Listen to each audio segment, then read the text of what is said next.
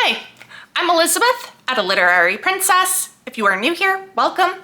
I have a PhD in English literature with a focus on Victorian women novelists, and as you might expect, I love to read. Today I have my June wrap-up for you. I read 7 books in June and DNF'd 1. And honestly, this was a great month, rating-wise. There are 5-star reads here, given a few of them are rereads, but still, it was a pretty good month. So let's jump in. So first off was one of those rereads, and that is Loving Sylvia Plath, A Reclamation by Emily Van Duyn. I read this last year and adored it. I ended up buying my own copy. I had gotten it from the library. It is a look at the kind of afterlives of Sylvia Plath, how her image has been constructed, and how Ted Hughes's abuse of her has been kind of erased from the narrative and how it has come back to light recently. I adored this the first time I read it. I adored it the second time. This was 5 stars. I am so happy to have my own copy. I'm so glad I reread it. And I'm sure that I'll reread it again, honestly, because it is really good. Next up is one that was on my 50 books to read for the year list, and it also is a work of historical fiction, so it counted for Shelley Swearingen's historical fiction readathon. This is The House of Whispers by Laura Purcell. This is set in the it's dual timeline. Part of it's in the early 19th century. The other part, I guess, is in the mid 18th century. And we are at this house in Cornwall, and creepy stuff is happening. So in the early 19th century timeline, we have a young woman who has come to be a lady's maid to the woman of the house, who is elderly and disabled. And this maid is kind of running away from her past. In the mid-18th century timeline, we are following Louise Pinecroft, who in the present early 19th century timeline is the lady of the house. She is in this a young woman come to Cornwall with her father, who is trying to find a cure for consumption, and is doing that by housing sick prisoners in a cave. And if you think, wow, that sounds like a terrible idea, you would be correct. And creepy stuff starts happening in both timelines. I love Laura Purcell. She is one of my favorite contemporary horror writers and historical fiction writers. This was another wonderful one from her. Absolutely 5 stars. Such interesting characters, so atmospheric, and even at the end, I was never really sure about things. It's very open-ended, and I really liked that. Next up was another 5-star reread, and this was for my Elizabeth Gaskell project, North and South. This was supposed to be for May. It's fine. It's fine.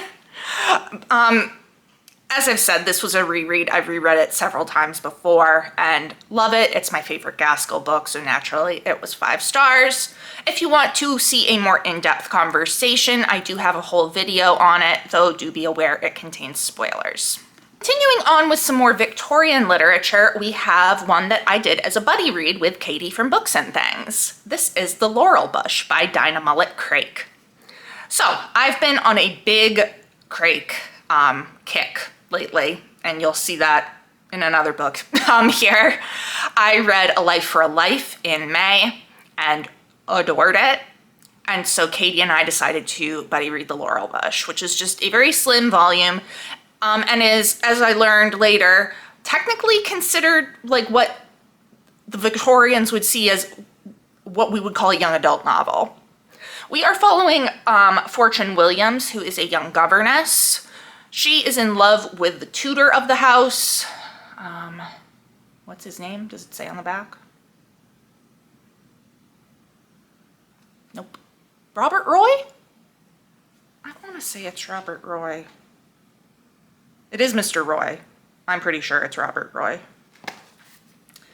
However, they never quite get to the point of talking about that.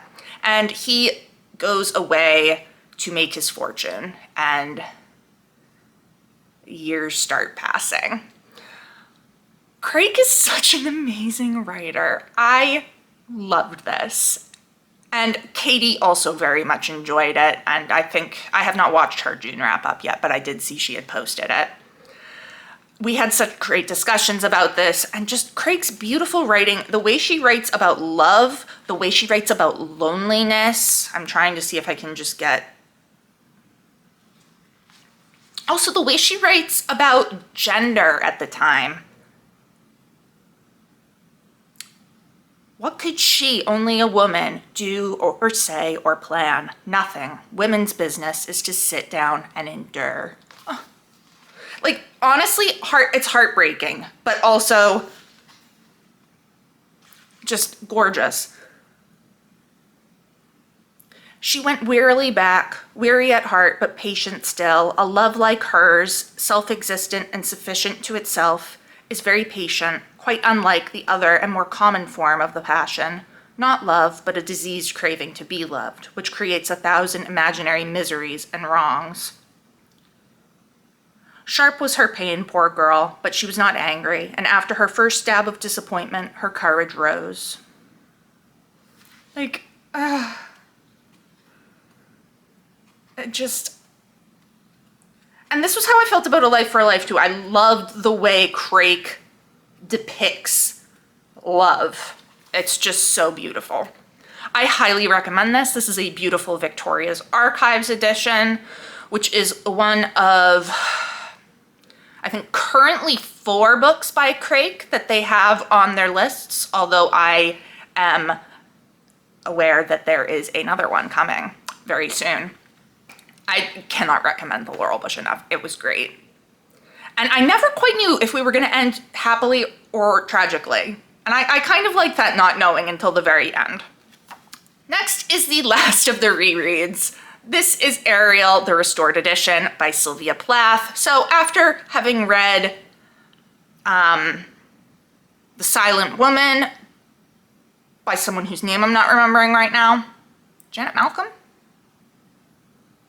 Maybe. Which is about Plath in May, and then rereading Loving Sylvia Plath by Emily Van Doon. I really wanted to reread Plath's poetry. I decided to go with Ariel, the Restored Edition, which is what Plath wanted Ariel to be published as. This is the manuscript she left on her desk before she died. This is the order it was in. This has all the editorial choices she made. Whereas Ted Hughes, you know, came and took poems out, put poems in, changed things, because he's... I have feelings on Ted Hughes. We don't need to go into that right now. So this is what Sylvia Plath wanted Ariel to be. And last time I read this, it was 4 stars. This time it has gone up to 5. The more I read Sylvia Plath's poetry, even when it's like ones I have read before, the more I love it. I actually annotated this. I never do that. And I did it in pencil. But like just writing thoughts that I had, words that were repeated in multiple poems, marking which poems Hughes removed. And I just had a really great time rereading this and really diving into it and trying to pick apart the poems. And yeah. 5 stars. Now we have one with no real cover because it's from the University Library. This is Dinah Mullet Craik by Sally Mitchell. So this is a work of nonfiction. Kind of the only, I think, full-length critical work on Craik's writing that we have. It provides a brief biography of her and at very least, a brief discussion of each of her works. And then ends with kind of her place in the tradition of women's writing and the critical response to her. I gave this 3.5 stars. It was obviously very interesting to me because I'm now on a Craik kick and I wanted to know more about her. I felt that Mitchell was kind of dismissive of some of the books, given I haven't read all of them, but I really would have liked some of these to be more in-depth. This is a very short book, obviously. So I understand that, of course, this was from the 80s. I think it's 83. Yeah. Right when Craik was kind of being recovered. So I get that, like, it was really the start of Craik studies. But I would have liked things to have been more in detail. I also really like when works like this interweave the biography and the critical. So, like, not just a chapter at the beginning about her biography and then not really talking about it for the rest of the work, but kind of going through her life as she is writing, because I think that frequently has a lot of impact on what the writer is, publishing. So it wasn't my favorite.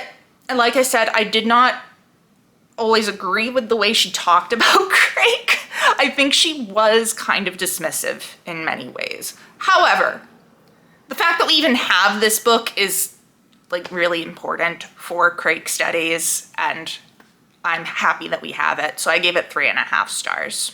And the last of the books that I finished was my June read for the Elizabeth Gaskell project. This is My Lady Ludlow. So I have not done my video on this yet. It will be coming next week. I really enjoyed this. It reminded me in some ways a lot of Cranford. We are having the story told to us by, I think her name is Margaret, who is remembering the time that she lived with her kind of distant relative, Lady Ludlow, and the kind of how Lady Ludlow reacts to society as it changes, particularly in regards to class and education. I'll be having a whole video on this. It will contain spoilers, but I did like it. It's not my favorite of Gaskell's, but definitely not my least favorite. As I said, it reminded me a lot of Cranford. There's a lot of similar concepts, and also the way that it's kind of, Cranford's like episodic. This is slightly less episodic, but kind of similarly, like, it's not really a through plot, I guess you could say. But really good, 4 stars. So now we have the book that I DNF'd, and this is Less by Andrew Sean Greer.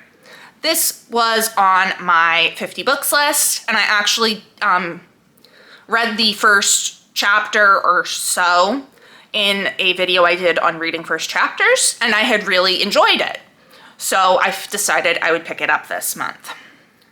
And we're following Arthur Less, who is an author about to turn 50, and the young man that he had been having a kind of, not relationship, but like almost like friends with benefits situation, but slightly more serious than that, broke up with him and is now getting married to somebody else. So Arthur has decided that he is going to accept all these opportunities he got to go and travel around the world and try to get his mind off the fact that this wedding is happening. So I got through the first 3 chapters. We went to New York City, Mexico, and Italy. And I don't know, like, sometimes I was really enjoying it, and then sometimes I was more kind of like, do I really want to keep going? And then we got to the Germany chapter. So Arthur Less is under the impression that he speaks German fluently. My friends, he does not speak German fluently. And the conversations he is having in German are, oh God, like, Greer, like, you know, puts like what he is actually saying instead of what he is trying to say. So it comes off super cringy. So he's teaching a course at a college. So he comes in and says, "Six greetings, class. I am Arthur Less. I am your Mr. Professor. And now, I am sorry, I must kill most of you." Which obviously is not what he is trying to say. And I don't do well with secondhand embarrassment. I do very poorly with it, in fact. I will straight up close my eyes during a movie. I'll leave the room. I'll cover my head with a blanket. Like, it's actually worse than gory scenes for me in a movie. Like, really embarrassing scenes where the character is just doing something so cringe and you're like, I'm so embarrassed for you right now and I want to melt into a puddle on the floor. That is how I felt reading that chapter, or starting to read that chapter. And I was like, I can't do this. I can't do this at all. So I ended up flipping to the last few pages just to see if a hunch that I had was correct. It was in fact correct, by the way, but I couldn't finish this. I was like, I can't do this. I can't. I would rather read like the goriest, most disgusting thing